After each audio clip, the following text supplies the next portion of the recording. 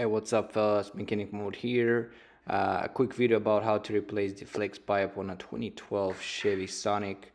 This one particular model does not have a turbo engine. It's a natural aspirated. To do this job, you'll need to lift up your car. If you do not have a lift, then of course you can use a jack. Don't forget to use jack stands for your own safety. As you see in the video, the flex pipe is in a terrible condition, and of course that's the reason why we're replacing it, because the fumes are coming out inside of the car, in the cabin, while parked in parking lot or like stop for a light. All the fumes comes in, so this is the reason the customer complained about it.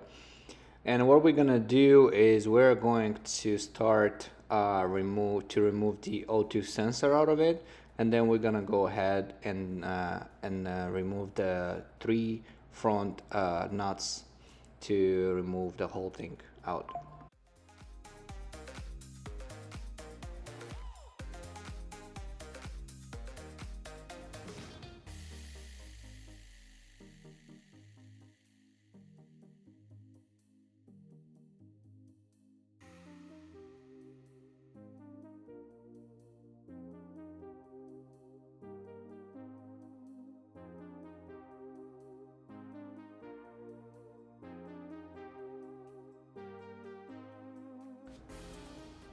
To remove this rusty nuts, we'll use a 13 millimeter, if I remember right.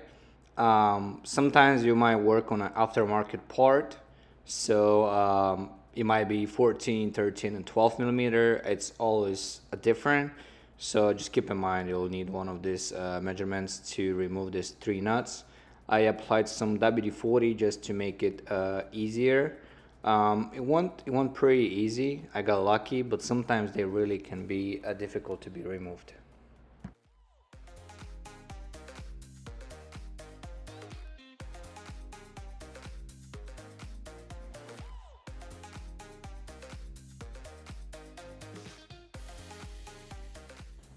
Of course, the next step is going to be the rear bolts and nuts.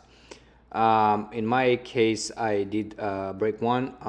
It cracked instantly. I guess it was too rusty, but I got lucky. This is actually the bolt got broken on the part that I am replacing, so I did not need to drill or cut. Use my grinder. So yeah, this is what happens when the bolts are too rusty and old.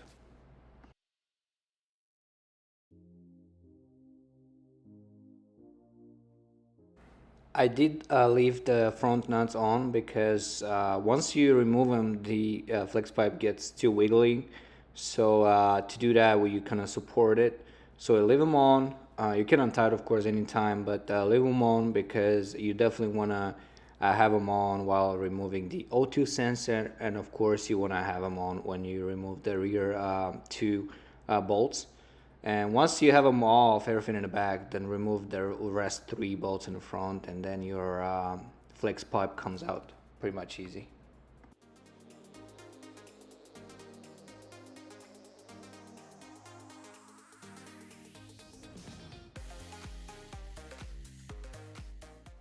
Here is the aftermarket piece. The measurements are pretty actually close to the original one. Actually, I don't know if that one was original, the one that I'm replacing. It looked like, but this one is actually pretty good welding, and the flex pipe looks to be sturdy. So I'm going to install it the same way that I removed the old one.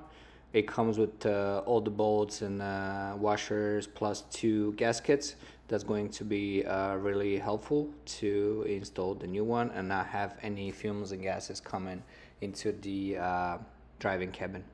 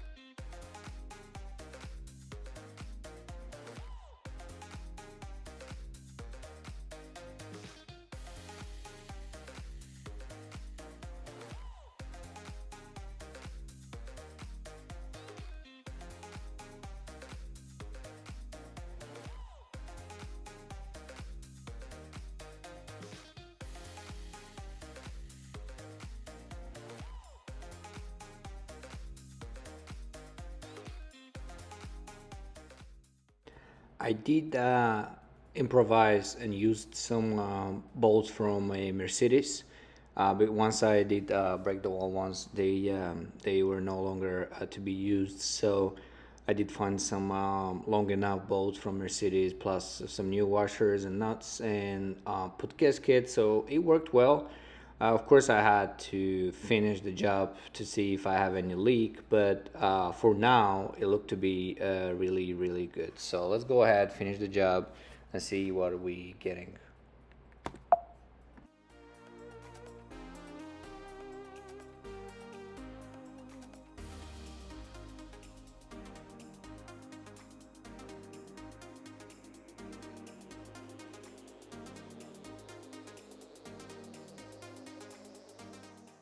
Now it's time for the front nuts. I did install the new washers, and the I used the old nuts because the new ones were not kind of the same, and they were not matching my catalytic converter bolts, the thread. So I did use the old ones. Actually, this one worked better than the rear one, since I used mostly the original parts. And it's time to install the last part, which is the O2 sensor. My O2 sensor was good. I did remove it nicely, gentle, so I didn't damage anything. So I'm going to use the same O2 sensor, the old one. Did not do anything to it, just install back, and make sure you tied it up, not too tight and not too gentle.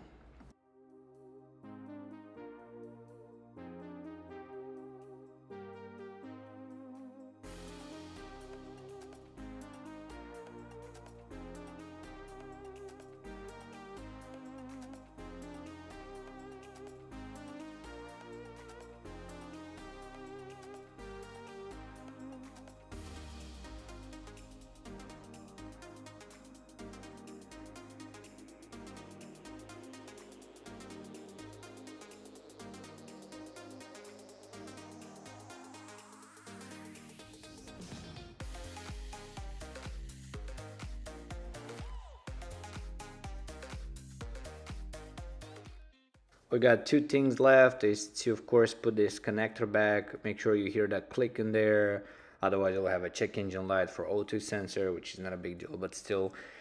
And the second thing is going to be time to check everything out. Make sure I did tie up everything. Check the bolts, screws, and nuts. Make sure everything is it's attached and connected.